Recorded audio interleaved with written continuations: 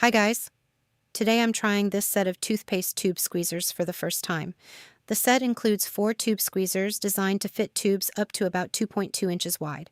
One question I had before buying them was whether they'd work on a metal toothpaste tube, because that's exactly why I bought them.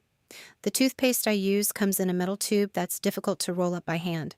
I found a simple trick that makes installation easier. Use the base to flatten the end of the tube first. That makes it much easier to slide the key onto the tube. Once it's in place, the base also lets the tube stand upright on your countertop. Now all you have to do is turn the key as you use the toothpaste. It rolls the tube up neatly, makes squeezing much easier, and helps get more of the toothpaste out instead of leaving it behind in the tube. For me, it solved the problem I bought it for, and I'm glad I picked these up.